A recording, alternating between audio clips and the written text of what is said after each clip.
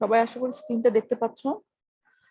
Last ক্লাসগুলোতে আমরা water quality different parameter নিয়ে ডিসকাস করেছিলাম। তার মধ্যে ছিল কিছু ফিজিক্যাল প্যারামিটার, কিছু ছিল কেমিক্যাল প্যারামিটার। আজকে আমরা যে টপিকস নিয়ে ডিসকাস করব সেগুলো হচ্ছে পানির মাইক্রোবায়োলজিক্যাল প্যারামিটার, মানে পানিতে থাকা বিভিন্ন ধরনের মাইক্রো অর্গানিজম, সেগুলো কি পরিমাণে আছে বা কি কোনটা হার্মফুল, কিভাবে আমরা সেটাকে অ্যাসেস করতে পারি, সেই প্রপার্টিস গুলো নিয়ে আমরা আজকে ডিসকাস করব।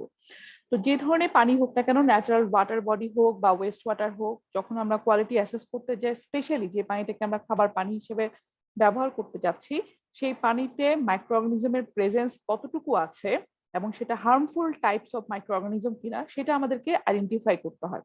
সো এখানে মাইক্রো অর্গানিজম বলছে দুইটা কথা বলছে, একটা হচ্ছে হার্মফুল মাইক্রো অর্গানিজম আর একটা হচ্ছে শুধু মাইক্রো অর্গানিজম। তো মাইক্রোবিয়াল পলিউটেন্ট বলতে হচ্ছে মাইক্রো অর্গানিজমের প্রেজেন্সটাই বোঝায়, কারণ পানিতে আসলে তো পলিউটেন্ট হিসেবে কোনোভাবেই মাইক্রো অর্গানিজম থাকার কথা না, যেগুলো মাইক্রোস্কোপিক ইন সাইজ, মানে খালি চোখে আমরা দেখতে পাই না, সেগুলো কোনো ধরনেরই পলিউটেন্ট থাকার, মানে সেগুলো পলিউটেন্ট হতে পারে, সেগুলো হয়তো বা অনেক কিছু মাইক্রো অর্গানিজম হার্মফুল না, বাট স্টিল সেগুলো হচ্ছে পলিউটেন্ট, কারণ সেগুলো আসছে কোনো না কোনো পলিউশন হয়েছে পানিতে, তার মাধ্যমেই কিন্তু পানিতে আসছে। তো সেই ধরনের পলিউটেন্ট বা কন্টামিনেশন যদি হয়, সেখানে পানিতে প্রচুর পরিমাণে বিভিন্ন ধরনের মাইক্রো অর্গানিজম থাকতে পারে। তো মাইক্রো অর্গানিজম যদি থাকে, সেই মাইক্রো অর্গানিজম গুলো বিভিন্ন সোর্স থেকে আসতে পারে। যেমন এখানে কিছু সোর্স লেখা আছে, দেখো পয়েন্টারটা, কিছু সোর্স হচ্ছে যে হিউম্যান ওয়েস্ট থেকে আসতে পারে অথবা আদার কোনো ধরনের কন্টামিনেশন থেকেও আসতে পারে। তো হিউম্যান কন্টামিনেশন মানে হিউম্যান ওয়েস্ট কন্টামিনেশন ছাড়া আদার কি টাইপের কন্টামিনেশন হতে পারে, যেমন বৃষ্টির পরে যেই নদী নালা খাল বিলে বিভিন্ন ধরনের ওয়েস্ট আসে মাটির উপরে, যেহেতু সারফেস টার্ন অফের মাধ্যমে পানিটাকে ক্যারি আউট করে নিয়ে আসে, সেটাকে সারফেসের উপর দিয়ে যখন রান করছে পানিটা, সারফেসের উপরে থাকা বিভিন্ন ধরনের ওয়েস্ট, যেমন ভেজিটেবল ওয়েস্ট বা হচ্ছে লিভ, এই ধরনের যে ওয়েস্ট গুলো বা আদার এনিমেল ওয়েস্ট, এগুলো মাটির উপরে পড়ে থাকে, সেগুলোকে কিন্তু ক্যারি আউট করে নিয়ে আসতে পারে। তো এইভাবে কিন্তু পানিতে বিভিন্ন ধরনের মাইক্রো অর্গানিজম, যেগুলো হিউম্যান ওয়েস্টের মধ্যে থাকতে পারে বা এনিমেল এক্সক্রিটার মধ্যে থাকতে পারে, সেগুলো এবং অ্যাজ ওয়েল অ্যাজ অন্যান্য যে সমস্ত সোর্স পানিতে বা মাটিতে যেগুলো থাকে, সেগুলো কিন্তু পানির সাথে আফটার রেইনফল সেই ধরনের মাইক্রো অর্গানিজম গুলো পানির সাথে সাথে ক্যারি আউট করে বিভিন্ন ধরনের ওয়াটার বডিতে চলে আসতে পারে। তো এই যে ওয়াটার বডিতে চলে আসে, এগুলো সাধারণত গ্রাউন্ড ওয়াটারের এটার থাকার চান্স কম। এই ধরনের মাইক্রো অর্গানিজম গুলো যে সমস্ত সোর্স গুলো আমরা ডিসকাস করলাম, সেই সোর্স গুলো থেকে গ্রাউন্ড ওয়াটার আসলে যে পানিটা যায়, আমরা জানি যে সেটা আর্থ সারফেস থেকে পানিটা সিপেজ হয়ে সেটা মাটির নিচে প্রবেশ করে, তারপর মাল্টিপল লেয়ারের মাধ্যমে সেটা ফিল্টারেড হয়ে ন্যাচারাল ফিল্ট্রেশনের মাধ্যমে সেটা গ্রাউন্ড ওয়াটারে যে ওয়াটার বিয়ারিং ফর্মেশন বা যেটাকে আমরা সংক্ষেপে অ্যাকুইফার বলি, সেটাতে পৌঁছায়। So that's why by this time যদি পানির মধ্যে কোনো ধরনের অর্গানিজম থাকে, সেগুলো উপরের লেয়ার গুলোতে আটকে যায়, সেগুলো পানির নিচে যায় না। গ্রাউন্ড ওয়াটারে এই ধরনের মাইক্রোবিয়াল পলিউটেন্টস এর কন্টামিনেশনের রিস্ক কম, কিন্তু সারফেস ওয়াটারে এটা অনেক বেশি থাকে, যে এই ধরনের অর্গানিজম অনেক ক্ষেত্রে দেখা যায় পানিটাকে দেখে মনে হয় পরিষ্কার পানি, যেমন অনেক ক্ষেত্রে অনেক লেক গুলো পরিষ্কার দেখা যায়, কিন্তু খালি চোখে আমরা কিন্তু মাইক্রো অর্গানিজম আমরা খালি চোখে দেখতে পাবো না, দেখে মনে হয় যেন পরিষ্কার, কিন্তু না, এগুলো পরিষ্কার নাও হতে পারে, বিভিন্ন ধরনের মাইক্রোবিয়াল পলিউটেন্টস থাকতে পারে। তো wide varieties of micro organism পানিতে থাকতে পারে, তার মধ্যে কিছু অর্গানিজমকে বলা হয় হচ্ছে প্যাথোজেনিক অর্গানিজম বা প্যাথোজেন বলা হয়। প্যাথোজেন কি? প্যাথোজেন হচ্ছে disease producing micro organism, specially যেগুলো লাইফ থ্রেটানিং ডিজিজ তৈরি করে, সেই ধরনের মাইক্রো অর্গানিজমকে আমরা প্যাথোজেন বলে থাকি। ঠিক আছে? তো পানির মধ্যে যে সমস্ত মাইক্রো অর্গানিজম থাকে, সেগুলোর মধ্যে বিলিয়নস অফ টাইপস হতে পারে, বিভিন্ন ধরনের মাইক্রো অর্গানিজম, যেমন বিভিন্ন ব্যাকটেরিয়া, ভাইরাস, প্রোটোজোয়া, এগুলো থাকতে পারে। কিন্তু কিছু কিছু অর্গানিজম, নট অল, কিছু কিছু অর্গানিজম যেগুলো পার্টিকুলার ডিজিজ তৈরির জন্য রেসপন্সিবল, সেই ধরনের মাইক্রো অর্গানিজম, সেগুলোকে বলা হয় হচ্ছে প্যাথোজেনিক মাইক্রো অর্গানিজম। ঠিক আছে? এটা একটু খেয়াল করবো যে মাইক্রো অর্গানিজম আর প্যাথোজেনের মধ্যে, মানে সবই micro organism, pathogen itself micro organism, but pathogen হচ্ছে শুধুমাত্র যেগুলো ডিজিজ তৈরি করতে পারে, স্পেশালি যেগুলো লাইফ থ্রেটেনিং, মানে লাইফ রিস্ক তৈরি করতে পারে। যেমন হচ্ছে যে এখানে কিছু লাইফ থ্রেটেনিং ডিজিজ করতে পারে এরকম মাইক্রো অর্গানিজম বা প্যাথোজেনের এখানে টাইপ বলে দেওয়া আছে। ব্যাকটেরিয়া, যেমন ব্যাকটেরিয়ার মধ্যে আছে স্যালমোনেলা টাইফি, যেটা হচ্ছে টাইফয়েড ফিভার তৈরি করার জন্য দায়ী। কিছু ডিসেন্ট্রি আছে, টিপিক্যাল ডিসেন্ট্রি, সেগুলোতে অত সমস্যা হয় না, বাট ব্যাসিলারি ডিসেন্ট্রি, যেটা শিগেলা, এই ধরনের যে ব্যাকটেরিয়া, সেটা অনেক ডেঞ্জারাস। কলেরা, যেটা ভিব্রিও কলেরা, এই ধরনের ব্যাকটেরিয়া গুলো যে ডিজিজ তৈরি করে। কিছু ভাইরাসও আছে যেগুলো বিভিন্ন ধরনের ইনফেকশন তৈরি করতে পারে, যেমন হেপাটাইটিস বি, হেপাটাইটিস সি। তোমরা জানো যে হেপাটাইটিস বিভিন্ন ধরনের হেপাটাইটিস রোগ আছে যেগুলোর জন্য ভাইরাস দায়ী। আর কিছু আছে প্রোটোজোয়া, সেগুলো অ্যামিবেক ডিসেন্ট্রি, যেমন ই হিস্টোরাইটিকা, এই ধরনের অর্গানিজম অ্যামোবিক ডিসেন্ট্রির জন্য দায়ী। তো এগুলো হচ্ছে কিছু প্যাথোজেনিক অর্গানিজমের নাম দেয়া আছে। সো প্যাথোজেনিক অর্গানিজম হচ্ছে যে রোগগুলো তোমরা দেখতে পাচ্ছ, যেমন এখনো আমরা আরেকটা রোগ আমরা জানি ভাইরাস, যেমন এগুলো পানিতে আসতে পারে। করোনা ভাইরাস তোমরা জানো, সেগুলো যদি আমাদের ভাইরাস এতে আসে এগুলো লাইফ থ্রেটেনিং ডিজিজ করবে। কিন্তু এগুলো ছাড়াও কিন্তু কিছু অর্গানিজম আছে যেগুলো মানুষের শরীরে বিভিন্ন জায়গায় সামহাও যদি আমাদের কন্টাক্টে আসে বিভিন্ন ধরনের স্লাইট ইনফেকশন তৈরি করতে পারে, সেগুলোকে কিন্তু আমরা প্যাথোজেন বলি না। হ্যাঁ, সেগুলো নন প্যাথোজেনিক বলা হয়, কারণ সেগুলোতে হার্ম হবে বাট আমাদের লাইফ রিস্ক থাকবে না, যে মানে আমাদের ডেথ হওয়ার, হিউম্যান বিং এর জন্য ডেথের রিস্কটা থাকবে না। এই ধরনের অর্গানিজমকে কিন্তু আমরা প্যাথোজেন বলি না। প্যাথোজেন বলা হয় শুধুমাত্র মেইনলি যেগুলো হচ্ছে লাইফ রিস্ক থাকতে পারে, এমন না যে নট নেসেসারিলি যে সবসময় লাইফ রিস্ক থাকবে, বাট লাইফ রিস্ক থাকতে পারে, এই ধরনের ডিজিজ প্রডিউসিং অর্গানিজমকে প্যাথোজেন। তো আমরা আসলে দুইটা জিনিস জানতে চাই যখন আমরা মাইক্রোবিয়াল পলিউটেন্ট কনসেন্ট্রেশন বা মাইক্রোবিয়াল পলিউটেন্টের এক্সটেন্ট পানিতে জানতে চাই। যে প্রথম জিনিস হচ্ছে কন্টামিনেশনটা যে হয়েছে পানিতে, কন্টামিনেশনটা কোন টাইপের কন্টামিনেশন। আইদার সেটা ফেকাল কন্টামিনেশন, ফেকাল বলতে হিউম্যান বা আদার এনিমেল যে ফেসিস, হ্যাঁ সেই ফেসিস থেকে যে সমস্ত কন্টামিনেশন সেটা হয়েছে, নাকি অন্যান্য যে সমস্ত আমরা সোর্স বললাম যে মাটির উপরে থাকা বিভিন্ন ধরনের অর্গানিজম বা পচে যাওয়া ভেজিটেবল বা লিভস এর মধ্যে যে সমস্ত অর্গানিজম সেটার মাধ্যমে কন্টামিনেশন হয়েছে। এটাকে আমরা কিন্তু আইডেন্টিফাই করতে যাই, হ্যাঁ, যে কোন টাইপের কন্টামিনেশনটা হয়েছে। তো এই যে আমরা মাইক্রো অর্গানিজম বা প্যাথোজেন নিয়ে বলছি, pathogen itself group of micro organism. সেই প্যাথোজেন বা মাইক্রো অর্গানিজম গুলো কিন্তু পানির মধ্যে যে থাকে সেগুলো কিন্তু লং টাইম পানিতে উইদাউট এনি হোস্ট সার্ভাইভ করতে পারে না। এগুলো সার্ভাইভালের জন্য বা গ্রোথ বা রিপ্রোডাকশনের জন্য এনিমেল হোস্ট দরকার। সেই এনিমেল হোস্ট বলতে মানুষ হতে পারে, অন্যান্য এনিমেলও অনেক সময় হোস্ট হয়ে থাকে। সেই সমস্ত অর্গানিজম কিন্তু লং টাইম মানে নিজে নিজে সার্ভাইভ করতে পারে না। তার সার্ভাইভের জন্য কি দরকার, মানুষের শরীর বা অন্য কোনো এনিমেলের শরীরে যেই সেগুলো কিন্তু আবার ফার্দার গ্রোথ বা রিপ্রোডাকশন হয়। তাহলে পানিতে এটা কিভাবে সার্ভাইভ করে? হ্যাঁ, পানিতে এটা ইনফেকশিয়াস অ্যাবিলিটি বজায় থাকে, এরকম একটা সার্টেন টাইম পর্যন্ত থাকতে পারে। যেমন তোমাদের যদি আমরা বলি, আমরা যেই ভাইরাসটার সাথে এখন সবাই ফ্যামিলিয়ার, মানে প্যান্ডামিক চলছে, যেমন করোনা ভাইরাস, মানে তোমরা তো জানো যে করোনা ভাইরাস যে সার্ফেসে থাকে এটা কিন্তু লং টাইম সাস্টেইন করে না, এক একটা সার্ফেসে এক একটা টাইম পর্যন্ত সার্ভাইভ করে। এই সময়ের মধ্যে যদি তারা ভাইরাসটা হোস্ট না পায় তারপর কিন্তু মারা যায়। সিমিলারলি অন্যান্য যে সমস্ত মাইক্রো অর্গানিজম আছে সেগুলো কিন্তু পানিতে যে থাকে সেটা একটা সার্টেইন টাইম পর্যন্ত সার্ভাইভ করতে পারে বা সার্টেইন টাইম পর্যন্ত এটা infectious ability within the water সেটা মেনটেন করতে পারে। এরপরে যদি আমরা তারা যদি আর ব্যাকটেরিয়া বা অন্যান্য অর্গানিজম যদি কোনো হোস্ট না পায় তখন কিন্তু হচ্ছে মারা যাবে। সো উইদিন দ্যাট পিরিয়ড, মানে যেই সমস্ত সময়ের মধ্যে ইনফেকশিয়াস অ্যাবিলিটি থাকে প্যাথোজেনিক অর্গানিজম, সেই সময়ের মধ্যে যদি আমরা কনজিউম করি তখনই কিন্তু আমাদের হচ্ছে ডিজিজ হওয়ার রিস্কটা থাকছে, আদারওয়াইজ কিন্তু থাকবে না। সো এটা তো পসিবল না, যেহেতু আমরা কন্টিনিউয়াসলি পানি সাপ্লাই করতে থাকি, সেখানে দেখা যায় যে ফ্রেশ মাইক্রো অর্গানিজম পানিতে থাকে এবং সেটার ইনফেকশিয়াস অ্যাবিলিটি থাকে, এই অবস্থায় অনেক সময় আমরা কনজিউম করে ফেলি। তো এই জন্য আমাদের আসলে মাইক্রোবিয়াল পলিউটেন্টের টেস্টটা দরকার, কারণ যে সময় আমরা পানিটাকে ইনটেক করছি সোর্স থেকে সেই সময় দেখা যায় যে অনেক ক্ষেত্রেই মাইক্রো অর্গানিজম গুলো তার ইনফেকশিয়াস অ্যাবিলিটি সেই সময় মেনটেন করছে উইদিন দ্যাট ওয়াটার। সো তখন আমাদের মাইক্রো অর্গানিজমের কনসেন্ট্রেশনটা কতটুকু আছে পানিতে সেটা আমরা বের করতে চাই। তো মাইক্রো অর্গানিজম তো আসলে বললাম যে হার্মফুল না সব মাইক্রো অর্গানিজম, কিছু আছে প্যাথোজেনিক অর্গানিজম। তো প্যাথোজেনিক অর্গানিজম পানিতে আছে কি নাই বা সেটা কোন সোর্স থেকে আসছে সেটা ইন্ডিভিজুয়ালি প্যাথোজেনের জন্য টেস্ট করাটা যেমন টাইম কনজিউমিং তেমন ইনপ্র্যাকটিসেবল, মানে সেটা সম্ভব না। তুমি যদি বলো যে এখন আমি তোমাকে যদি বলি ব্যাকটেরিয়া কোন কোন টাইপের আছে যেগুলো শরীরে রোগ তৈরি করতে পারে, এইটা তো আমাদের দরকার নাই। যদি আমরা ট্রিটমেন্ট করতে যাই, যে পানিটাকে আমাদের সাপ্লাই করতে হবে, আমাদের শুধু জানা দরকার পানিতে প্যাথোজেন আছে কিনা বা প্যাথোজেন থাকার চান্স আছে কিনা, আর যদি থাকে সেটার পরিমাণ কতটুকু, যাতে সেটাকে অ্যাড্রেস করে আমরা সেভাবে ট্রিটমেন্ট ইউনিটগুলোকে ডিজাইন করতে পারি। কিন্তু আমাদের কিন্তু দরকার নেই যে ইন্ডিভিজুয়াল প্যাথোজেন আছে কিনা, কোনটা আছে কোনটা নাই। হ্যাঁ, কিন্তু কখনোই দরকার নাই তা কিন্তু না। যখন আমরা একটা পার্টিকুলার ডিজিজ নিয়ে ডিল করছি, কোনো একটা পার্টিকুলার ডিজিজ নিয়ে স্টাডি করা হচ্ছে, তখন অবশ্যই পানিতে ওই ডিজিজ কজিং প্যাথোজেনিক অর্গানিজম আছে কিনা তখন সেটা টেস্ট করতে হবে। বাট আদারওয়াইজ জেনারেল অ্যাপ্রোচ হচ্ছে যখন আমরা ওয়াটার কোয়ালিটি এক্সামিনেশন করে থাকি তখন আমরা individual pathogen individual micro organism কখনোই টেস্ট করি না।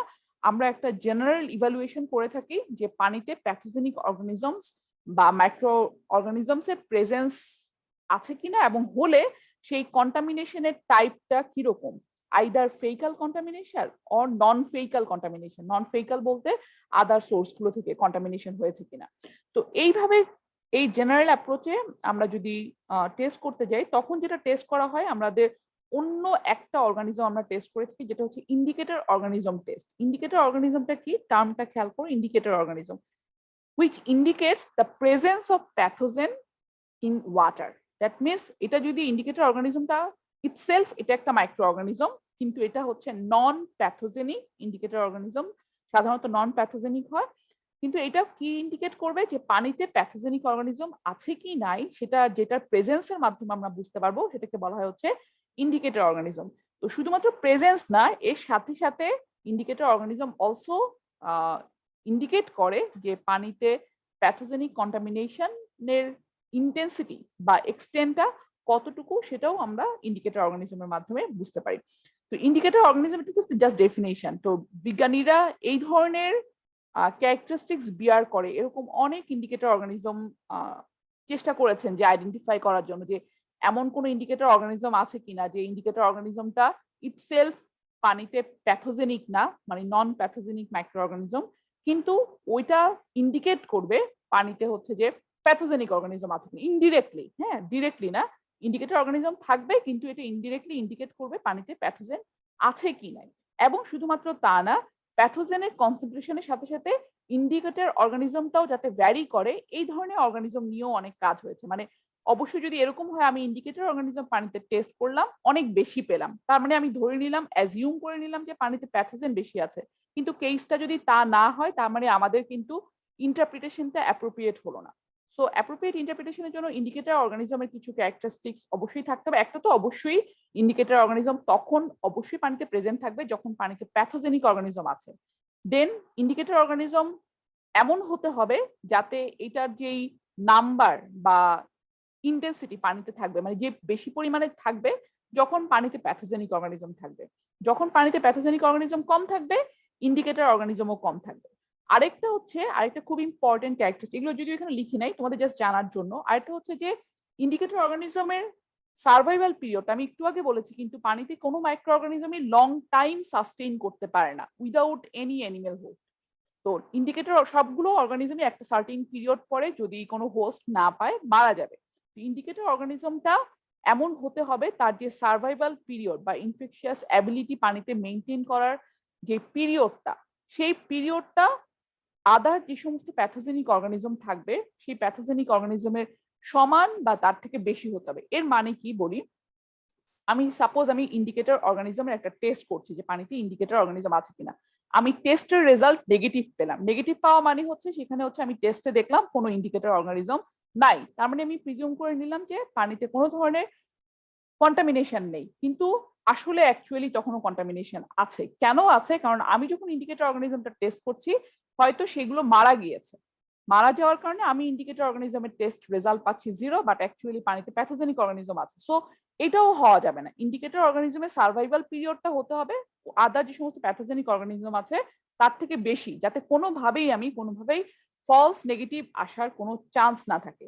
তো এই সমস্ত ক্যারেক্টারিস্টিক্স গুলো স্যাটিসফাই করে। দ্যাট মিনস ইন্ডিকেটর অর্গানিজমটা এমন একটা মাইক্রো অর্গানিজম যেটা কন্টামিনেশন হয়েছে কিনা সেটা কনফার্ম করবে, এবং তার সাথে সাথে পানিতে এই কন্টামিনেশনের টাইপ এবং এই কন্টামিনেশনের যেই এক্সটেন্ট বা ইন্টেন্সিটি সেটাকে কনফার্ম করবে বা সাজেস্ট করবে যে টাইপের অর্গানিজম, সেটাকে আমরা ডিফাইন করছি ইন্ডিকেটর অর্গানিজম। তো এই সমস্ত ক্যারেক্টারিস্টিক্স গুলো নিয়ে বিজ্ঞানীরা অনেক করেছেন যে হ্যাঁ শুধুমাত্র কোন টেস্টটা করলে, কোন অর্গানিজমটাকে টেস্ট করলে আমরা বুঝতে পারবো যে বাকি আদার প্যাথোজেনিক অর্গানিজম পানিতে আছে কি নাই, সব করার দরকার নেই। তো করার পরে দেখা গিয়েছে শুধুমাত্র এই সমস্ত ক্যারেক্টারিস্টিক্স গুলো স্যাটিসফাই করে অনলি কলিফর্ম গ্রুপের ব্যাকটেরিয়া। শুধুমাত্র কলিফর্ম গ্রুপের ব্যাকটেরিয়া গুলো হচ্ছে এই সমস্ত ক্যারেক্টারিস্টিক্স গুলো স্যাটিসফাই করে। তো কলিফর্ম গ্রুপের ব্যাকটেরিয়াকেই টেস্ট করা হচ্ছে ইন্ডিকেটর অর্গানিজম হিসেবে। ইন্ডিকেটর অর্গানিজম হচ্ছে একটা টাইপের অর্গানিজম যেটা ইন্ডিকেট করবে পানিতে পলিউশন হয়েছে কিনা বা কন্টামিনেশন হয়েছে কিনা। কিন্তু কলিফর্ম গ্রুপের ব্যাকটেরিয়াই ইন্ডিকেটর অর্গানিজমের সমস্ত ক্যারেক্টারিস্টিক্স বা যে সমস্ত বৈশিষ্ট্য থাকা উচিত সেগুলোকে স্যাটিসফাই করে। দ্যাটস ওয়াই আমরা ইন্ডিকেটর অর্গানিজম টেস্ট বলতে আসলে কলিফর্ম গ্রুপের ব্যাকটেরিয়াল টেস্ট বলে থাকি। তো কলিফর্ম গ্রুপের ব্যাকটেরিয়া বা ইন্ডিকেটর অর্গানিজম নিজে নন প্যাথোজেনিক, যদিও কিছু কিছু সময় মানুষের শরীরে কিছু ইন্টেস্টাইনাল ট্র্যাকে কিছু ইনফেকশনের জন্য দায়ী, কিন্তু লাইফ থ্রেটেনিং কোনো ডিজিজ তৈরি করে না। তো কলিফর্ম গ্রুপের যে এই যে ব্যাকটেরিয়ার কথা বললাম, এটা দুই ধরনের হতে পারে। এই ধরনের অর্গানিজম দুই ধরনের হতে পারে। কিছু অর্গানিজম যেমন হচ্ছে কলিফর্ম গ্রুপের ব্যাকটেরিয়া, আমি কিন্তু একটা পার্টিকুলার ব্যাকটেরিয়ার কথা বলছি না, মানে গ্রুপ অফ ব্যাকটেরিয়া, ঠিক আছে, যেগুলো হচ্ছে কলিফর্ম গ্রুপের মধ্যে পড়ে। তোমরা তো পড়ে আসছো যে এনিমেল যে ইয়াটা চারটা, যে প্রথমে কিংডম থাকে, সেখান থেকে হচ্ছে স্পিসিস, এভাবে করে করে যে, তো গ্রুপটা হচ্ছে কলিফর্ম গ্রুপ। গ্রুপের মধ্যেও কিন্তু আবার অনেক অনেক ব্যাকটেরিয়া আছে। তো কলিফর্ম গ্রুপের ব্যাকটেরিয়ার মধ্যে ইকোলাই, যেটাকে সংক্ষেপে বলে থাকে, বা ইস্টেরিয়া কোলাই, এই ব্যাকটেরিয়াটা থাকে হচ্ছে হিউম্যান এবং আদার ওয়ার্ম ব্লাডের এনিমেলের ইন্টেস্টাইনাল ট্র্যাকে ইনহেবিটেট করে। আমাদের শরীরে যে অন্ত্র, সেটার মধ্যে এই ধরনের প্রচুর কলিফর্ম গ্রুপের ইকোলাই ব্যাকটেরিয়া আছে, এবং সেগুলো প্রচুর পরিমাণে হিউম্যান ফেসিসের সাথে এক্সক্রিটেড হয়। সেটা পরিমাণটা দেখো 500 million per gram. That means human ফেসিসের মাধ্যমে যদি কোনো পানি কন্টামিনেটেড হয়, সেইখানে ইকোলাই ব্যাকটেরিয়া থাকার চান্স অনেক বেশি। তো ইকোলাই ব্যাকটেরিয়া যদি আমরা টেস্ট করি, তাহলে বুঝবো যে সেখানে হিউম্যান ফেসিস বা আদার ওয়ার্ম ব্লাডেড এনিমেলের যে ফেসিস, সেটার মাধ্যমে কন্টামিনেশন হয়েছে, অ্যাজ ওয়েল এস এইটা ছাড়াও পানিতে হিউম্যান ফেসিস থেকে অন্যান্য প্যাথোজেনিক অর্গানিজমও কিন্তু পানিতে আসতে পারে, সেই রিস্কটা থাকছে। এইভাবে করে আমরা ইনডিরেক্টলি বুঝতে পারবো যে প্যাথোজেন আছে কিনা। আমরা টেস্ট করছি ইকোলাই টেস্ট। ইকোলাই টেস্ট হচ্ছে একটা কলিফর্ম গ্রুপের ব্যাকটেরিয়া, যেটা হিউম্যান ফেসিসের মধ্যে প্রচুর পরিমাণে থাকে। তো আমরা যদি এই টেস্ট করি, বুঝবো যে এখানে ফেকাল কন্টামিনেশন হয়েছে, কিন্তু সেটার সাথে সাথে বুঝতে পারবো যে ফেসিসের মধ্যে আদার যে সমস্ত প্যাথোজেনিক অর্গানিজম থাকে, সেটাও হয়েছে। এখন আদার প্যাথোজেনিক অর্গানিজম কি হিউম্যান ফেসিসে আসে? অবশ্যই আসে।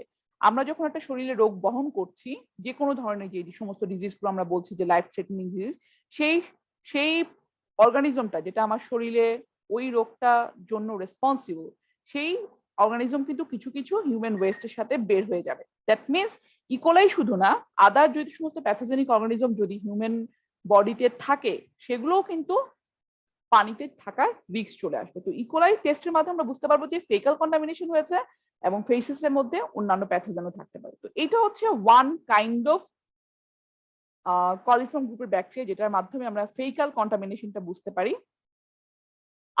আরো কিছু হচ্ছে ফেকাল গ্রুপের ব্যাকটেরিয়া আছে, যেগুলো হচ্ছে সয়েলের মধ্যে থাকে বা ডিকেইং ভেজিটেশনের মধ্যে গ্রোথ হয়। ডিকেইং ভেজিটেশন বলতে যে সমস্ত ভেজিটেবল ওয়েস্ট গুলো কিছুটা হচ্ছে পচে যাওয়া শুরু করে, সেইখানে গ্রোথ হয় কিছু ব্যাকটেরিয়া, সেগুলোও কিন্তু ফেকাল ব্যাকটেরিয়া থাকে। তো এইগুলো পানির মধ্যে কিভাবে আসবে? এগুলো পানির মধ্যে সারফেস রান অফের মাধ্যমে আফটার রেইনফল সেগুলো পানিতে আসতে পারে, বা অনেকে ইচ্ছাকৃত হোক ভুলক্রমে হোক, অনেকে কিন্তু এই সমস্ত ওয়েস্ট গুলোকে পানির মধ্যে ডাম্পও করে। সো এইভাবে করে এই সয়েলের মধ্যে বা ডিকম্পোজ ভেজিটেবলের মধ্যে বা ওয়েস্টের মধ্যে যে সমস্ত ব্যাকটেরিয়া, কলিফর্ম গ্রুপের ব্যাকটেরিয়া থাকে, সেগুলো পানির মধ্যে চলে আসে। কিন্তু এই ব্যাকটেরিয়াকে বলা হয় হচ্ছে নন ফেইকাল কলিফর্ম। তো আমরা কলিফর্ম গ্রুপের ব্যাকটেরিয়া দুইটা দেখলাম, একটা হচ্ছে ইকোলাই, ইস্টেরিয়া কোলাই, যেগুলোকে বলা হচ্ছে ফেকাল কলিফর্ম, মানে হিউম্যান ফেসিসের মধ্যে থাকতে পারে এই কলিফর্ম গ্রুপের ব্যাকটেরিয়া। আর কিছু দেখলাম যে অন্য গ্রুপের বা অন্য অরিজিনের ব্যাকটেরিয়া আছে, সেগুলোকে বলা হচ্ছে নন ফেকাল অরিজিন, সেগুলো সয়েলের মধ্যে বা অন্যান্য সোর্স থেকে আসতে পারে। এভাবেও কিন্তু পানি কন্টামিনেটেড হতে পারে। তো দুই ধরনের এই যে ব্যাকটেরিয়া, কলিফর্ম গ্রুপের ব্যাকটেরিয়া দুটোকে সবগুলোকে মিলিয়ে আমরা বলতে পারি হচ্ছে টোটাল কলিফর্ম, যেখানে কলিফর্ম গ্রুপ ব্যাকটেরিয়াগুলো ফেকাল অরিজিন থেকেও আসতে পারে, নন ফেকাল অরিজিন থেকেও আসতে পারে। তো আমরা যখন টেস্ট করব প্যাথোজেনিক বা মাইক্রোবিয়াল পলিউশনের টেস্ট করব, আমরা দুইটা টেস্ট আসলে করে থাকি। একটা হচ্ছে ফেকাল কলিফর্ম টেস্ট বা সংক্ষেপে আমরা বলে থাকি এফসি টেস্ট, আর একটা হচ্ছে টোটাল কলিফর্ম টেস্ট অথবা টিসি টেস্ট। তোমরা এটা ল্যাবেও দেখবে যে কলিফর্ম টেস্টের কিভাবে প্রসিডিউর কিভাবে করা হয়। তো টেস্টের প্রসিডিউরটা সেম, শুধুমাত্র আসলে দুইটা গ্রুপের ব্যাকটেরিয়া যখন আমরা টেস্ট করি, তখন আমাদের টেস্ট টেম্পারেচার বা কালচার করি যে ব্যাকটেরিয়াকে, সেই মিডিয়ামটা ডিফারেন্ট হয়। আচ্ছা, এখন আসি ফেকাল গ্রুপের ব্যাকটেরিয়া আর নন ফেকাল ব্যাকটেরিয়ার মধ্যে পার্থক্য কি? আসলে পার্থক্য কিছুই নেই, দুইটাই হচ্ছে কলিফর্ম গ্রুপের ব্যাকটেরিয়া, এবং দুইটাই কিন্তু ল্যাকটোজকে ফার্মেন্টেশন করতে পারে, এবং ফার্মেন্টেশন করে উইদিন 24 থেকে 48 আওয়ার্স, যেটার এন্ড প্রোডাক্ট হিসেবে তৈরি হয় অ্যাসিড গ্যাস অ্যালডিহাইড। তো ডিফারেন্সটা হচ্ছে নন ফেকাল গ্রুপের যে ব্যাকটেরিয়াগুলো থাকে, সেগুলো হচ্ছে কম্পারেটিভলি লোয়ার টেম্পারেচারে সার্ভাইভ করতে পারে, আর ফেকাল অরিজিন থেকে বা ইকোলাই যে ব্যাকটেরিয়া, সেই ব্যাকটেরিয়াগুলো সার্ভাইভ করতে পারে বা টলারেট করতে পারে হায়ার টেম্পারেচার, সেটা কত 44 থেকে 44.5 ডিগ্রি সেন্টিগ্রেড পর্যন্ত। তো আমরা যখন টেস্ট কন্ডাক্ট করব এই জিনিসটাই আমাদের খেয়াল করতে হবে। আমরা দুইটা টেস্ট করে থাকি মাইক্রোবিয়াল পলিউশনের, যখন আমরা কনসেন্ট্রেশন আইডেন্টিফাই করি আমরা দুইটা টেস্ট করি, একটা হচ্ছে টিসি টেস্ট বলা হয় আর একটা হচ্ছে FC test, faecal coliform test, আর একটা হচ্ছে নন ফেইকাল কলিফর্ম টেস্ট। তো ফেইকাল কলিফর্ম টেস্টটা করব যখন শুধুমাত্র আমরা যদি দেখতে চাই যে পানিতে ফেইকাল কন্টামিনেশন হয়েছে কিনা। ফেইকাল কন্টামিনেশন বলতে সামহাউ হিউম্যান ফেসিস বা আদার ওয়ার্ম ব্লাডেড ফেসিস পানির সাথে মিক্স আপ হয়েছে কিনা সেটা যদি আমরা টেস্ট করতে চাই আমরা টেস্ট করব হচ্ছে এফসি। আর যদি শুধুমাত্র আমরা মনে করি যে না শুধু কন্টামিনেশন হয়েছে কিনা, যে কোনো সোর্স থেকেই হোক, মাটির উপরে থাকা বিভিন্ন ধরনের মাইক্রো অর্গানিজমের পলিউশনই হোক বা হিউম্যান ওয়েস্ট থেকেই হোক, যে কোনো সোর্স থেকে যদি কন্টামিনেশন, জাস্ট কন্টামিনেশন যদি আমরা আইডেন্টিফাই করতে চাই তখন আমরা টেস্ট করব হচ্ছে TC test, TC or FC. তো টিসি টেস্ট বলতে টিসি ইকুয়ালস টু হচ্ছে FC plus non FC, that means faecal coliform plus হচ্ছে নন ফেইকাল যে সমস্ত কলিফর্ম আছে সবগুলো মিলিয়ে আমরা টেস্ট করব হচ্ছে টোটাল কলিফর্ম। টোটাল কলিফর্ম টেস্টের মেথডটা কিন্তু এই যে একটু আগে বললাম যে ল্যাকটোজ ফার্মেন্টেশন করতে পারে এই ব্যাকটেরিয়াগুলো অ্যাসিড গ্যাস এবং অ্যালডিহাইড প্রোডিউসের মাধ্যমে 24 থেকে 48 ঘন্টার মাধ্যমে। আমরা এই অ্যাপ্রোচটাই নিব শুধুমাত্র যখন টিসি টেস্ট করব তখন যে টেস্টের টেম্পারেচার হবে, টেস্ট টেম্পারেচার হবে 35 থেকে 37, আর যখন এফসি টেস্ট করব তখন টেস্ট টেম্পারেচার হবে 44 থেকে 44.5 ডিগ্রি সেন্টিগ্রেড। তো এফসি টেস্ট করার সময় আমরা হায়ার টেম্পারেচার ইউজ করছি, আর টোটাল কলিফর্ম যখন আমরা অবজার্ভ করতে চাই ফেইকাল অ্যাজ ওয়েল অ্যাজ নন ফেইকাল তখন আমাদের টেস্ট টেম্পারেচার হয় হচ্ছে কম 35 থেকে 37। তাহলে কিভাবে হবে, যখন আমরা টিসি টেস্ট করবো একটা স্যাম্পল নিয়ে, যখন আমরা টিসি টেস্ট করবো কম টেম্পারেচারে কালচার করা হচ্ছে, তো কম টেম্পারেচারে কালচার করলে সেখানে ফেকাল কলিফর্মও সার্ভাইভ করবে, নন ফেকাল কলিফর্মও সার্ভাইভ করবে। তখন আমরা দুই ধরনের কলিফর্মের প্রেজেন্টটাই পানিতে অবজার্ভ করতে পারবো। আর যখন আমরা হাই টেম্পারেচারে স্যাম্পল ওয়াটারটাকে ইনকিউবেট করব বা কালচার করব, হাই টেম্পারেচারে করলে তখন দেখা যায় যে নন ফেকাল যে সমস্ত কলিফর্ম গুলো থাকবে সেগুলো মারা যাবে, কারণ ওই হাই টেম্পারেচারটা নন ফেকাল কলিফর্ম গুলো, নন ফেকাল গ্রুপের কলিফর্ম গুলো সেগুলো টলারেট করতে পারে না। তখন শুধুমাত্র ফেকাল গ্রুপের যে কলিফর্ম সেগুলো অবজার্ভ করা যাবে। ঠিক আছে, বুঝতে পেরেছো? টেস্ট মেথডটা কিন্তু একই এফসি আর টিসি টেস্টে। টিসি টেস্টে আমরা সমস্ত ফেকাল নন ফেকাল কলিফর্ম অবজার্ভ করতে চাই, দ্যাটস ওয়াই আমাদের টেস্টের বা কালচার করার সময় টেম্পারেচার কম থাকবে যাতে দুই ধরনের ব্যাকটেরিয়ারই গ্রোথ হয়। আর এফসি টেস্টের সময় হাই টেম্পারেচারে কালচার করা হবে যাতে শুধুমাত্র ফেকাল গ্রুপের কলিফর্মের কালচার করা যায় বা গ্রোথ হয়, সেখানে নন ফেকাল গ্রুপের কলিফর্ম গুলো মারা যাবে। তো টেস্টগুলো একই, তো টিসি হোক এফসি হোক সবই কিন্তু হচ্ছে কলিফর্ম গ্রুপের ব্যাকটেরিয়া। আর কলিফর্ম গ্রুপের ব্যাকটেরিয়া কিন্তু প্যাথোজেনিক না, এগুলো নন প্যাথোজেনিক বা এগুলো হচ্ছে ইন্ডিকেটর অর্গানিজম, যেটার মাধ্যমে আমরা বুঝতে পারবো যে পানিতে কন্টামিনেশন হয়েছে কি হয় না সেটার। এবং তার সাথে সাথে তার প্রপোর্শনালি এটার রেশিওটাও কিন্তু বেশি হবে, যখন পানিতে অন্যান্য প্যাথোজেন বেশি থাকবে তখন কলিফর্ম গ্রুপের ব্যাকটেরিয়ার পরিমাণও বেশি থাকবে, অন্যান্য প্যাথোজেন যখন কম থাকবে এবং তখন কলিফর্ম গ্রুপের ব্যাকটেরিয়ার ইন্টেন্সিটি বা হচ্ছে কনসেন্ট্রেশনটাও কম থাকবে। আর এটা সার্ভাইভাল পিরিয়ডটা সাধারণত টিপিক্যাল যে সমস্ত প্যাথোজেনিক অর্গানিজম পানিতে থাকে সেগুলোর থেকে এটা সার্ভাইভাল পিরিয়ডটা হচ্ছে বেশি, দ্যাটস ওয়াই ফলস নেগেটিভ পাওয়ার রিস্কটা হচ্ছে অনেক কম থাকবে। তো এই যে indicator organism I mean faecal গ্রুপের অর নন ফেকাল গ্রুপের যে কলিফর্ম গ্রুপের ব্যাকটেরিয়া পানিতে আছে কি নাই বা কতটুকু আছে সেটার যে টেস্ট মেথড, সেটা দুইটা টেস্ট মেথড আমরা সাধারণত ফলো করে থাকি। পৃথিবীর বেশিরভাগই যে সমস্ত টেস্ট করা হয় দুইটা মেথডই ফলো করা হয়। এছাড়াও কিছু আনইউজুয়াল আছে প্র্যাকটিস, কিছু ট্র্যাডিশনাল কিছু এখনো আছে, বাট মেইনলি এই দুটাই হচ্ছে ল্যাবরেটরি এক্সামিনেশন করা হয়। একটা হচ্ছে মাল্টিপল টিউব মেথড আর একটা হচ্ছে মেমব্রেন ফিল্ট্রেশন মেথড। তো দুইটা মেথড আমরা ডিসকাস করব, কিন্তু দুইটা মেথডে আসলে টিসি টেস্ট এবং এফসি টেস্ট দুইটাই করা সম্ভব। শুধুমাত্র যখন আমরা টিসি টেস্ট করব তার ইনকিউবেশন টেম্পারেচার বা কালচার করার টেম্পারেচারটা হবে হচ্ছে কম, এটা খেয়াল রাখবে। আর এফসি টেস্ট যখন করবে তখন তার টেস্ট টেম্পারেচারটা হবে হচ্ছে হায়ার, যেটা হবে 44 থেকে 44.5 ডিগ্রি সেন্টিগ্রেড। কিন্তু মেথডে টেকনিকে কোনো ডিফারেন্স নাই, ঠিক আছে? মেথোডোলজিটা সেম, শুধুমাত্র টিসি টেস্ট এবং এফসি টেস্ট করার জন্য কালচার মিডিয়ামটা যাতে ব্যাকটেরিয়াল গ্রোথটা প্রপার হয় সেই কালচার মিডিয়ামটা ডিফারেন্ট হবে। আচ্ছা, এখানে দুইটা জিনিস ইম্পর্টেন্ট যখন আমরা যে মেথডে করি না কেন, মাল্টিপল টিউব মেথড বা মেমব্রেন ফিল্ট্রেশন টেকনিক। আমি প্রথমে মেমব্রেন ফিল্ট্রেশন টেকনিকটা ডিসকাস করব। আসলো কেন? আচ্ছা, মেমব্রেন ফিল্ট্রেশন টেকনিকটা ডিসকাস করব। সেই মেমব্রেন ফিল্ট্রেশন টেকনিকে যেটা বলতে চাচ্ছিলাম যে কালচার মিডিয়ামটা কি বা কালচার মিডিয়ামটা প্রয়োজন কেন। কালচার মিডিয়াম হচ্ছে, আমরা তো আসলে মাইক্রো অর্গানিজম টেস্ট করতে যাচ্ছি, কিন্তু মাইক্রোস্কোপের নিচে না। ঠিক আছে, মাইক্রোস্কোপের নিচে নিয়ে আমরা কিন্তু খালি মানে দেখতে চাচ্ছি না। মাইক্রোস্কোপের নিচে নিয়ে তো সেটা অবজার্ভ করা সম্ভব, কিন্তু আমরা ল্যাবরেটরি এক্সামিনেশনটা এতটা এক্সটেন্সিভলি করতে চাচ্ছি না। যাতে ইজি টেকনিক, সেগুলোই হচ্ছে এই টেকনিকগুলো। সো যেহেতু মাইক্রোস্কোপিকের নিচে না, তার মানে ব্যাকটেরিয়া যদি পানিতে কম থাকে বা অন্যান্য অর্গানিজম যদি কম থাকে, সেটা কিন্তু আমি পানিতে খালি চোখে দেখতে পারবো না। তো খালি চোখে যাতে আমরা দেখতে পাই, সেটার জন্য আমরা কালচার মিডিয়ামটা ইউজ করি। কালচার মিডিয়ামটার কাজ কি? কালচার মিডিয়ামটার কাজ হচ্ছে পানিতে মাইক্রো অর্গানিজমের এনাফ গ্রোথ ইনশিওর করা, যাতে এত বেশি পরিমাণে হয় একটা সার্টিন পিরিয়ড পরে, যাতে আমরা খালি চোখেই পানিতে এই যে অর্গানিজমটা টেস্ট করতে যাচ্ছি সেটার প্রেজেন্সটা আমরা খালি চোখেই দেখতে পাই। আদারওয়াইজ কিন্তু আমরা খালি চোখে দেখতে পেতাম না। তো কালচার মিডিয়াম হচ্ছে ব্যাকটেরিয়া বা অন্যান্য মাইক্রো অর্গানিজমের জন্য খুবই সুইটেবল একটা কালচার মিডিয়াম ইউজ করতে হবে, যাতে ওইগুলোকে খুব দ্রুতই এই অর্গানিজম গুলো খাবার হিসেবে ইউটিলাইজ করবে এবং সেগুলোতে গ্রোথ বা রিপ্রোডাকশন এত বেশি পরিমাণে হবে অল্প সময়ের মধ্যে, যাতে আমরা নেক্সট আই বা খালি চোখেই আমরা সেটার গ্রোথটা দেখতে পাই। তো আশা করি বুঝতে পারছো কালচার মিডিয়ামের ফাংশনটা কি যখন আমরা টেস্টটা করি।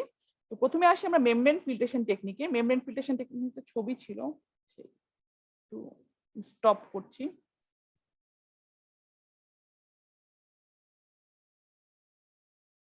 আচ্ছা, এখানে মেমব্রেন ফিল্ট্রেশন টেকনিকের যেই সেটআপটা সেটা এখানে দেখানো হয়েছে। দেখো নিচের যে ছবিটা আছে, নিচের এই জায়গাটা হচ্ছে ফিল্ট্রেশন ইউনিট, তার মধ্যে একটা ফিল্টার পেপার বসানো হবে। তবে সেই ফিল্টার পেপারটা আমরা টিপিক্যাল যে সমস্ত ফিল্টার পেপার ইউজ করি সেই ফিল্টার পেপার না, এটা একটা মেমব্রেন ফিল্টার, যেটা একটা সেলুলোজ মেমব্রেনের একটা ফিল্টার, যেটা পোর ডায়ামিটারটা অনেক ফাইন, অনলি 0.45 মাইক্রোমিটার।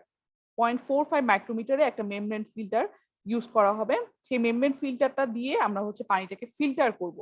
তো পানিটাকে যখন ফিল্টার করব, এই যে ফিল্টার এখানে মাঝখানে বসানো হচ্ছে, নিচে এখানে ফিল্টারের ওয়াটারটা জমা হবে আর উপর থেকে আমরা পানিটা ঢালবো। তো ফিল্টারের ডায়ামিটার যেহেতু অনেক ছোট, ফিল্ট্রেশন হতে অনেক সময় লাগতে পারে।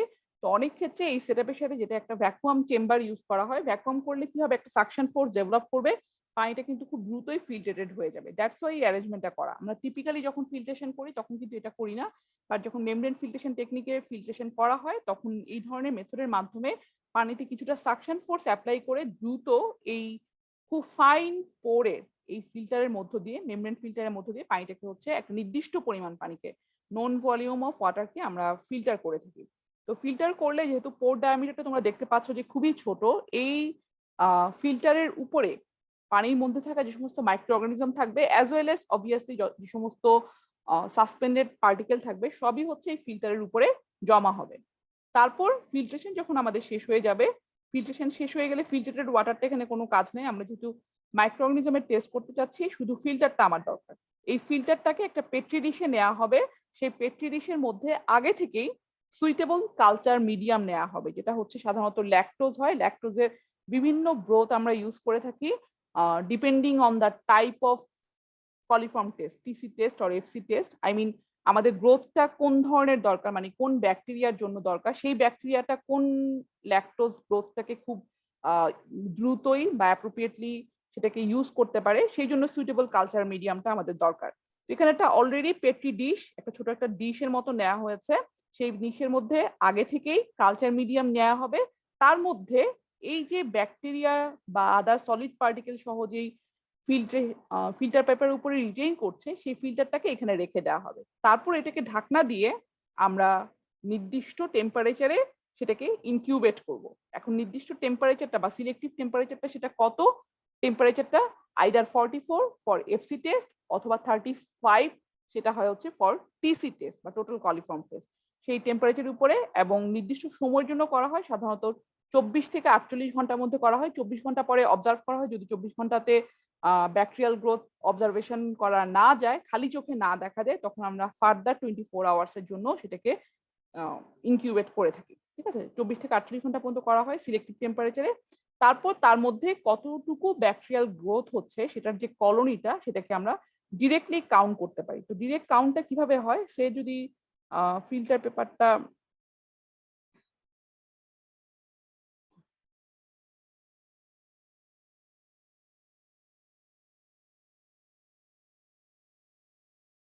সাপোজ আমাদের ফিল্টার পেপারটা এরকম একটা সার্কুলার একটা ফিল্টার পেপার, যেটাকে আমরা সার্টিন পিরিয়ডের জন্য 24 ঘন্টার জন্য রেখে দিয়েছি, এবং সেখানে আগে থেকে কিছু ব্যাকটেরিয়া ছিল, সেগুলো সুইটেবল কালচার মিডিয়াম বা ল্যাকটোজ পাওয়ার কারণে সেগুলোকে নতুন করে সেগুলোর গ্রোথ এবং রিপ্রোডাকশন হয়েছে, হয়ে সেগুলো বিভিন্ন কতগুলো কলোনি ফর্মেশন হয়েছে। আমরা কখনোই সিঙ্গেল সেল অফ মাইক্রো অর্গানিজমকে কখনোই অবজার্ভ করতে পারবো না খালি চোখে। আমরা শুধুমাত্র অবজার্ভ করতে পারি যখন হচ্ছে সেগুলোর কলোনি তৈরি হয়, মানে একসাথে অনেকগুলো থাকে। তো এরকম ভাবে যখন আমরা এরকম খুব ইউনিফর্মলি স্প্রেডেড মনে হচ্ছে, আসলে ইউনিফর্মলি স্প্রেডেড কখনো হবে না। এই ধরনের কিছু কলোনি যখন আমরা 24 থেকে 48 ঘন্টা রেখে দিই, যদি পানির মধ্যে মাইক্রোঅর্গানিজম থাকে, সেই মাইক্রোঅর্গানিজম গুলো কিছু কলোনি ফর্মেশন করে, এবং অনেক ক্ষেত্রে সেগুলো বিভিন্ন কালারে হয়ে থাকে। সেই কালারগুলো কি ধরনের কালার শো করবে ডিপেন্ড করবে সেটার কালচার মিডিয়ামের উপরে, ল্যাকটোজ গ্রোথটা কি টাইপের তার উপরে। অনেক সময় পিঙ্ক কালারে শো করে, অনেক সময় ব্লু কালারে, অনেক টাইপের ব্যাকটেরিয়া। তো এগুলো খুব ক্লিয়ারলি আইডেন্টিফাই করা যায়, কালারের কারণে খুব সহজেই আইডেন্টিফাই করা যায়। এই ধরনের কিছু ব্যাকটেরিয়াল কলোনি ফর্ম করবে, এবং ব্যাকটেরিয়াল কলোনি এরকম না যে আবার খুব কাছাকাছিও হতে পারে, হ্যাঁ, কিছু কলোনিগুলো খুব কাছাকাছি হতে পারে। তো আমাদের কাজ হবে এই ফিল্টারের উপরে যে ব্যাকটেরিয়াল কলোনি ফর্মেশন হচ্ছে সেটার নাম্বারটা কাউন্ট করা, ডিরেক্টলি কতটা কলোনি ফর্মেশন হচ্ছে সেই নাম্বারটাকে আমরা এখানে হচ্ছে কাউন্ট করব। তো ফিল্টার পেপারটা খুব ছোট থাকে, সেটার উপরে আসলে খুব বেশি সংখ্যক কলোনিকে কাউন্ট করা সম্ভব হয় না। ম্যাক্সিমাম দেখা গিয়েছে মেমব্রেন যে ফিল্টারগুলো আমরা ইউজ করে থাকি, ফিল্টার পেপারগুলো, সেগুলোর উপরে ম্যাক্সিমাম 30 to 35 কলোনি যদি থাকে সেগুলোকে আমরা সেপারেটলি আইডেন্টিফাই করতে পারি। কিন্তু এর থেকে যদি বেশি হয় সেগুলোকে আসলে ক্লিয়ারলি আইডেন্টিফাই করা সম্ভব হয় না।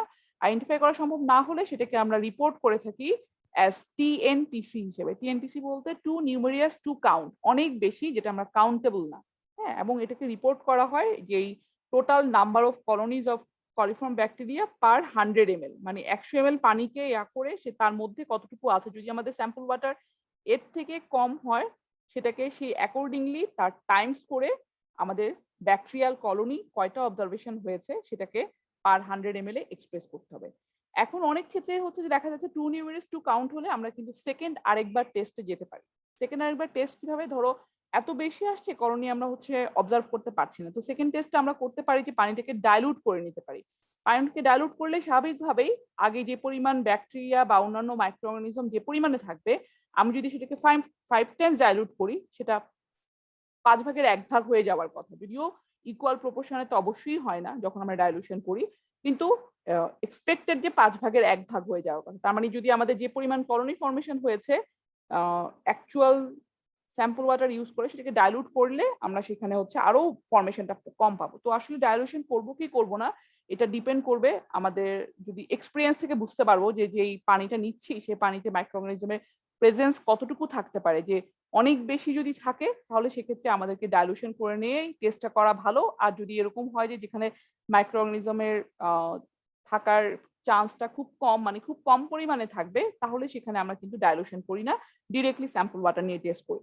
তো আলটিমেটলি আমরা কি করছি, ফিল্ট্রেশন করছি, ফিল্টার করে হচ্ছে 24 থেকে 48 ঘন্টা নির্দিষ্ট টেম্পারেচারে সেটাকে রেখে দিচ্ছি depending on PC or FC test. তারপর সেটার মধ্যে যেই ব্যাকটেরিয়াল কলোনি বা মাইক্রোঅর্গানিজমের যে সমস্ত কলোনি ফর্মেশন হচ্ছে সেটাকে আমরা, ব্যাকটেরিয়াল কলোনি বলতে এখানে তো কলিফর্ম গ্রুপের ব্যাকটেরিয়া, সেই ব্যাকটেরিয়া যেই কলোনিগুলো ফর্মেশন হচ্ছে সেগুলোকে আমরা ডিরেক্টলি খালি চোখে দেখতে পাবো, এবং সেগুলোকে আমরা কাউন্ট করছি এবং সেটাকে রিপোর্ট করছি কতটা কলোনি ফর্মেশন হয়েছে পার 100 ml। এটাই হচ্ছে মেমব্রেন ফিল্ট্রেশন টেকনিক। আর আরেকটা মেথড ইউজ করা হয় সেটা হচ্ছে multiple tube method. Multiple tube মেথডেও সুইটেবল কালচার মিডিয়াম ইউজ করতে হবে এবং ইনকিউবেট করতে হবে, সেটা একই প্রসেস। হ্যাঁ, যে আমাদের অবশ্যই ব্যাকটেরিয়াল গ্রোথ হওয়ার জন্য এখানে কালচার মিডিয়াম বা ল্যাকটোজ গ্রোথ ইউজ করা হবে, এবং ইনকিউবেশন টেম্পারেচারটা depending on the test type, total coliform আর ফেকাল কলিফর্ম, সেটা আমরা ফিক্স করতে হবে। কিন্তু মেথডটা হচ্ছে এখানে আমরা সিরিজ অফ টিউব নিব, যেখানে different amount of sample water সেখানে অ্যাড করতে হবে।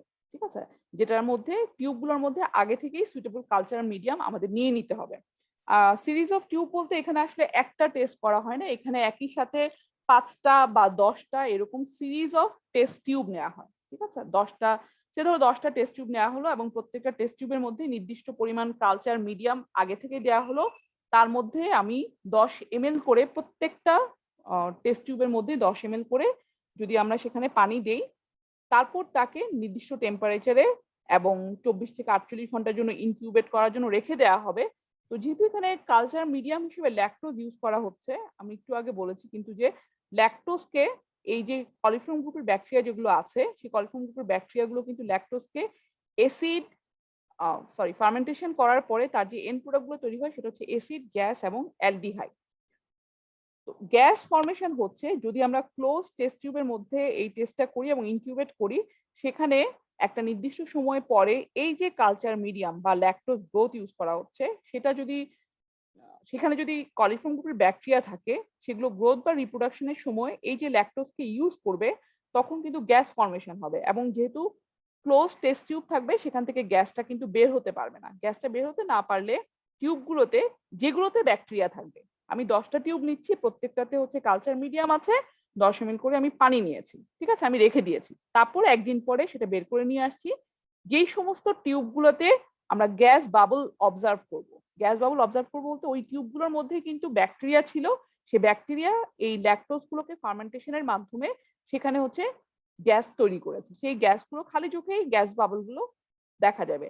এবং যে সমস্ত টিউবগুলোতে গ্যাস বাবল ফর্মেশন দেখা যাচ্ছে, that will be presume as positive result. That means আমরা ধরে নিব যে যেগুলোতে গ্যাস বাবল দেখা যাচ্ছে সেই টিউবগুলোতে, সেই টিউবগুলো অনলি সেখানে হচ্ছে ব্যাকটেরিয়া ছিল এবং সেখানে ব্যাকটেরিয়ার ফার্মেন্টেশন হয়েছে, যার কারণেই আমরা সেখানে কিন্তু গ্যাস ফর্মেশনটা ফিজিক্যালি দেখতে পাচ্ছি। এবং সেই টিউবগুলো ইন্ডিকেট করছে ওই টিউবগুলোতে হচ্ছে কলিফর্ম গ্রুপের ব্যাকটেরিয়ার প্রেজেন্স আছে, ঠিক আছে।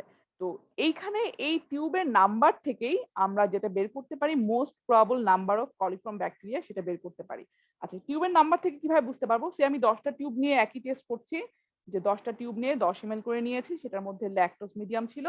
তারপর আমি 24 ঘন্টা পরে অবজার্ভ করে দেখলাম পাঁচটা টিউব না, সে 6টা টিউবে আমি সেখানে গ্যাস ফর্মেশন পেয়েছি। তো স্যাম্পল তো একই ছিল, আমি একই স্যাম্পল থেকে 10টা টিউবে 10 ml করে 100 ml ইউজ করলাম, কিন্তু 6টা টিউবের মধ্যে শুধুমাত্র আমি ব্যাকটেরিয়ার প্রেজেন্সটা আইডেন্টিফাই করা গেল গ্যাস ফর্মেশনের মাধ্যমে।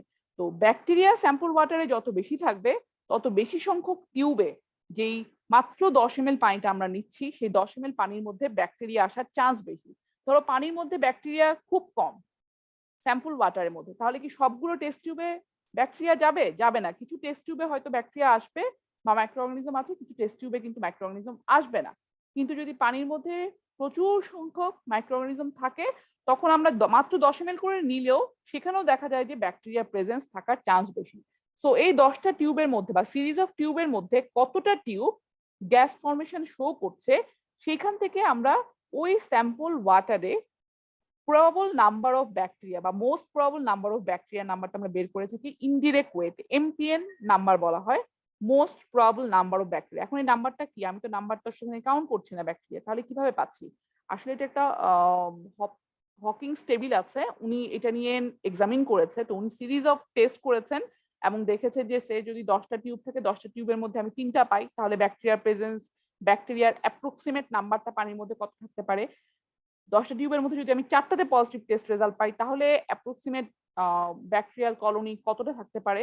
এইভাবে করে আমরা ওই টেবিলটা ইউজ করি, সেখান থেকে হচ্ছে মোস্ট প্রবাবল নাম্বারটা সেখান থেকে বের করে থাকি। তো আমরা ডিরেক্টলি কিন্তু কোনো টেস্ট করছি না, আমরা শুধুমাত্র গ্যাস ফর্মেশন অবজার্ভ করছি, অনেকগুলো টেস্ট টিউবে একসাথে টেস্ট করছি। যতটা টেস্ট টিউবের মধ্যে গ্যাস ফর্মেশন দেখা যাচ্ছে, ধরে নিচ্ছি যে সেগুলোই পজিটিভ রেজাল্ট শো করছে বা সেগুলোতেই শুধুমাত্র কলিফর্ম গ্রুপের ব্যাকটেরিয়ার প্রেজেন্স আছে। এবং যতটা টিউবে হচ্ছে পজিটিভ রেজাল্ট শো করছে, সেই নাম্বার অফ টিউব থেকে মোস্ট প্রবাবল নাম্বার অফ ব্যাকটেরিয়াটা স্ট্যাটিস্টিক্যালি হকিংস টেবিল থেকে বের করে নিচ্ছি। তো এইটা খুবই ইজি এবং সিম্পল মেথড, খুবই কুইকলি করা যায়, খুব বেশি কঠিন কিছু না। বাট এখানে কলিফর্ম গুলো কিন্তু ডিরেক্টলি কাউন্ট করা হচ্ছে না, ইনডিরেক্ট কাউন্ট হচ্ছে।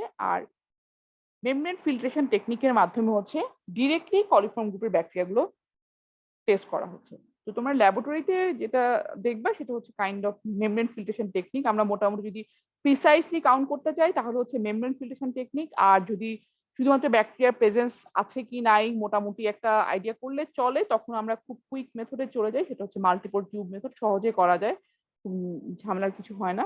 সেই ক্ষেত্রে বিশেষ করে যখন ওয়াটার ট্রিটমেন্ট ইউনিটগুলোকে কন্টিনিউয়াসলি মনিটরিং করতে হয় তখন এই মেথডটা মোর অ্যাপ্রোপ্রিয়েট। কিন্তু ওয়াটার কোয়ালিটি যখন কোনো একটা স্যাম্পল অ্যানালাইসিস করা হয় কোনো পার্টিকুলার এক্সামিনেশনের জন্য, তখন প্রেফারেবল মেথড হচ্ছে মেমব্রেন ফিল্ট্রেশন টেকনিক।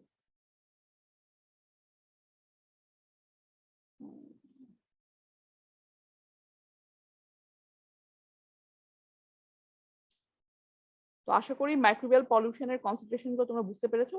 এইগুলোই ছিল মোটামুটি আমাদের ওয়াটার কোয়ালিটি ডিফারেন্ট প্রপার্টিজ। প্রথমে পড়ানো হয়েছিল ফিজিক্যাল প্রপার্টিজ, পরে দেখানো হয়েছিল কেমিক্যাল প্রপার্টিজ, এবং লাস্টে আমরা দেখলাম মাইক্রোবায়োলজিক্যাল কোয়ালিটি বা মাইক্রোবায়োলজিক্যাল প্রপার্টিজ গুলো কিভাবে এক্সামিন করতে হয় বা কি কি প্রপার্টিজ হতে পারে সেগুলো দেখলাম। তো প্রপার্টিজ গুলো যখন আমরা এক্সামিন করে থাকি, বিভিন্ন প্রপার্টিজ আমি টেস্ট করছি, অ্যালকালিনিটি, টার্বিডিটি, মাইক্রো অর্গানিজমের বিভিন্ন টেস্ট করছি। টেস্ট করার পরে আমরা তো এটাকে অ্যাসেস করা হয়, তোমরা ল্যাবরেটরিতেও করছো এই কাজটা, যে তোমরা ল্যাবরেটরিতে এক্সামিনেশনের পরে কিন্তু সবসময় ডিসকাশনে লিখো যে আমার এই রেজাল্টটা ভালো, এই রেজাল্টটা খারাপ, কম্পারেটিভ একটা অ্যানালাইসিস করো। এখন যখন আমরা এটাকে ভালো খারাপ এভাবে আইডেন্টিফাই করছি, মানে অ্যাসেস করছি বা ইন্টারপ্রেট করছি, অবশ্যই একটা তো আমার রেফারেন্স লাগবে যে কিসের রেসপেক্টে, কোনো একটা স্ট্যান্ডার্ডের রেসপেক্টে তো আমার এই কোয়ালিটি প্যারামিটার গুলোকে আমাদেরকে বলতে হবে যে এটা এটা কি ভালো কি খারাপ বা কোন কোয়ালিটি। তো সেটার জন্য যে সমস্ত স্ট্যান্ডার্ডের রেসপেক্টে আমরা ওয়াটার কোয়ালিটিকে অ্যাসেস করে থাকি, সেই ওয়াটার কোয়ালিটি স্ট্যান্ডার্ড গুলো আমরা বাংলাদেশে যেটা ইউজ করে থাকি, দুই ধরনের স্ট্যান্ডার্ড ইউজ করে থাকি। একটা হচ্ছে হুর গাইডলাইন ভ্যালু ড্রিঙ্কিং ওয়াটার কোয়ালিটির জন্য। হু তো জানোই তোমরা যে ওয়ার্ল্ড হেলথ অর্গানাইজেশন, তাদের গাইডলাইন কিছু ভ্যালু আছে বিভিন্ন যে সমস্ত প্যারামিটার গুলো আমরা বললাম সেটা নিয়ে। আর আমরা আমাদের বাংলাদেশে কিছু প্যারামিটার গুলো একটু বেশি গাইডলাইন ভ্যালু গুলো, মানে সেগুলো বাংলাদেশে হয়তো মেনটেন করা সম্ভব হয় না, সেক্ষেত্রে সেফ রেখে হিউম্যান হেলথ সেফটি কনসিডার করে বাংলাদেশের কিছু স্ট্যান্ডার্ড ভ্যালু আছে, ঠিক আছে। তো এই যে স্ট্যান্ডার্ড ভ্যালুগুলো যেগুলো সেট করা হয়েছে ডিফারেন্ট প্যারামিটারে, সেগুলোকে আমরা দুই ধরনের প্যারামিটার, দুই ধরনের স্ট্যান্ডার্ড বলতে পারি। একটা হচ্ছে কিছু স্ট্যান্ডার্ড হচ্ছে প্রাইমারি স্ট্যান্ডার্ড, কিছু হচ্ছে সেকেন্ডারি স্ট্যান্ডার্ড। প্রাইমারি স্ট্যান্ডার্ড বলতে যেখানে হচ্ছে হেলথের ক্রাইটেরিয়া কনসিডার করে সেট করা হয়েছে। সেই ধরো মাইক্রো অর্গানিজমের স্ট্যান্ডার্ড, মানে ব্যাকটেরিয়ার জন্য যে স্ট্যান্ডার্ড সেট করা হয়েছে সেটা কত, যেমন হুর জন্য যদি দেখি আমরা, হুতে টোটাল কলিফর্ম CFU পার 100 ml হচ্ছে 0। CFU হচ্ছে কলোনি ফরমেশন ইউনিট, যেটা আমরা কলোনি হচ্ছে, হ্যাঁ, যে কতটা কলোনি হচ্ছে 100 ml এ, সেটা কিন্তু 0, কারণ মাইক্রো অর্গানিজম পানিতে থাকতে পারবে না, টোটাল কলিফর্ম থাকতে পারবে না, সেটাও 0, ফেকাল কলিফর্ম 0। তো এটা 0 সেট করার কারণ কি, মানে এটা 0 থেকে বেশি হওয়াই যাবে না, কারণ এই কন্ডিশনটা সেট করা হয়েছে হেলথ ক্রাইটেরিয়া কনসিডার করে, যে কারণ এর থেকে যদি একটাও থাকে, দুটাও থাকে, দুইটা কলোনিও আমরা পাই, সেখানে হেলথ রিস্ক থেকে যাচ্ছে, যেহেতু কন্টামিনেশন হচ্ছে মাইক্রো অর্গানিজমের দ্বারা, সেখানে প্যাথোজেনিক অর্গানিজম থাকার রিস্ক আছে, সেখানে হেলথ রিস্ক থেকে যাচ্ছে। দ্যাটস ওয়াই ক্রাইটেরিয়াটা সেট করা হয়েছে হিউম্যান হেলথ কন্ডিশন কনসিডার করে। আর সেকেন্ডারি স্ট্যান্ডার্ড কোনগুলো, সেকেন্ডারি স্ট্যান্ডার্ড হচ্ছে বাকি আদার কোনো কন্ডিশন মেইনটেইন করে যে সমস্ত স্ট্যান্ডার্ড গুলো সেট করা হয়েছে, অ্যাস্থেটিক বা নন অ্যাস্থেটিক ক্যারেক্টারিস্টিক বা অন্যান্য ইউজ চিন্তা করে। যেমন হচ্ছে হার্ডনেস, হ্যাঁ, হার্ডনেস তোমরা প্রপার্টিস গুলো পড়ে আসছো, ল্যাবরেটরিতেও টেস্ট করছো। হার্ডনেস কিন্তু একটু বেশি হলে আমাদের একটু তিতা ভাব লাগে, কিন্তু খুব বেশি আমাদের হেলথের জন্য তেমন কোনো প্রবলেম না। ইভেন হার্ডনেস কিন্তু অনেক সময় আমাদের জন্য বেটারও, কারণ হার্ডনেসে যে ক্যালসিয়াম বা ম্যাগনেসিয়াম যেগুলোর কারণে হার্ডনেস তৈরি হয়, সেগুলো কিন্তু আমাদের শরীরে এই সমস্ত মিনারেল গুলো একটা সার্টেইন অ্যামাউন্ট দরকারও। তো হার্ডনেস যদিও ড্রিঙ্কিং ওয়াটারের জন্য খুব বেশি সমস্যা না, কিন্তু তারপরও অন্যান্য পারপাসে যখন আমরা ইউজ করি তখন সেটা বেশি হলে সমস্যা হচ্ছে আমাদের দৈনন্দিন যে সমস্ত ব্যবহারের জন্য, সেই জন্য এই লিমিট গুলো সেট করা হয়েছে। তো এই ধরনের স্ট্যান্ডার্ড গুলোকে বলা হয় হচ্ছে সেকেন্ডারি স্ট্যান্ডার্ড, যেটা আদার ক্যারেক্টারিস্টিক্স উপর বেস করে হচ্ছে স্ট্যান্ডার্ড গুলো সেট করা হয়েছে। তো আমরা দুইটা রেফারেন্স অর্গানাইজেশনের স্ট্যান্ডার্ড ফলো করে থাকি, একটা হচ্ছে হুর গাইডলাইন ভ্যালু, আর একটা হচ্ছে Bangladesh standard, Bangladesh environmental conservation rule BECR 1997 এর, তাদের যে প্রপোজ স্ট্যান্ডার্ড ভ্যালু, সেখানে এই বিভিন্ন প্যারামিটারে যে স্ট্যান্ডার্ড গুলো সেগুলো ব্যবহার করেছে। আচ্ছা, এখানে যে তোমাদের চার্টটা দিয়ে দেওয়া হয়েছে, সেই চার্টটা কিন্তু ড্রিঙ্কিং ওয়াটার কোয়ালিটি স্ট্যান্ডার্ড। তো অনেক ক্ষেত্রে তোমরা যেটা করে থাকো, এটা একটা ভুল করো, তোমাদের কিন্তু স্ট্যান্ডার্ড তোমাদের ল্যাব ম্যানুয়াল আছে, ল্যাব, এটা হয়তো বলা হয়েছে কিনা খেয়াল নাই, ল্যাব ম্যানুয়ালের পিছনের দিকে দেখবো তোমাদের অনেক স্ট্যান্ডার্ড ভ্যালু দিয়ে দেওয়া আছে। তো একই প্যারামিটার আসলে স্ট্যান্ডার্ড ভ্যালু ডিফারেন্ট পারপাসে ডিফারেন্ট হতে পারে। ধরো তুমি ইন্ডাস্ট্রিয়াল ওয়েস্ট ওয়াটার যেটা বের হয়ে যাচ্ছে সেটাকে তুমি টেস্ট করছো, সেটা এক ধরনের স্ট্যান্ডার্ড, কারণ সেটা তো তুমি খাওয়ার জন্য না, সেটা হচ্ছে কোথাও আমরা ডাম করছি, সেটা কি লিমিটের মধ্যে হওয়া উচিত সেটা কনসিডার করে কিন্তু সেই স্ট্যান্ডার্ড গুলো সেট করা হয়েছে। তো এক একটার জন্য, ইরিগেশনের জন্য পানি যেটা ব্যবহার করবো সেটার জন্য আরেকটা স্ট্যান্ডার্ড ভ্যালু। আর আমরা এখানে যেটা দেখতে পাচ্ছি সেটা হচ্ছে ড্রিঙ্কিং ওয়াটার কোয়ালিটি, যেহেতু আমাদের এই কোর্সটা হচ্ছে ওয়াটার সাপ্লাই সিস্টেম কে ফোকাস করে কভার করা হয়েছে। তো এই সিস্টেমের জন্য সেজন্য আমি এখানে শুধুমাত্র ড্রিঙ্কিং ওয়াটার কোয়ালিটি যে টিপিক্যাল প্যারামিটার গুলো সাধারণত আমাদের অ্যাসেস করতে হয় বা এক্সামিন করতে হয়, সেই প্যারামিটার গুলোর এখানে ওয়াটার কোয়ালিটি স্ট্যান্ডার্ড দিয়ে দেওয়া হয়েছে। তো তোমরা যখন টেস্ট করবে, তোমরা তোমরা যখন টেস্ট করবে, যখন তোমরা স্ট্যান্ডার্ডের সাথে চেক করবে, কোন স্ট্যান্ডার্ডের সাথে চেক করছো সেটা কিন্তু খেয়াল করবে, ঠিক আছে? তো এখানে pH, stability, colour, hardness, iron, manganese এরকম বিভিন্ন প্যারামিটারে দেখতে পাচ্ছ যে হুর এবং বাংলাদেশের স্ট্যান্ডার্ড ভ্যালুগুলো দেওয়া আছে, এবং অনেক ক্ষেত্রেই বাংলাদেশের যে রেফারেন্স ভ্যালু সেটা হচ্ছে হুর থেকে বেশি। খেয়াল করে দেখো, যেমন লেডের হুর জন্য হচ্ছে 0.01 আর বাংলাদেশে কিন্তু হচ্ছে 0.05, কারণ বাংলাদেশের পানিতে অনেক বেশি লেড পাওয়া যায় অনেক ক্ষেত্রেই। তো মিনিমাম হেলথের অ্যাডভার্স ইফেক্ট কনসিডার করে এখানে লিমিট সেট করা হয়েছে হচ্ছে 0.05।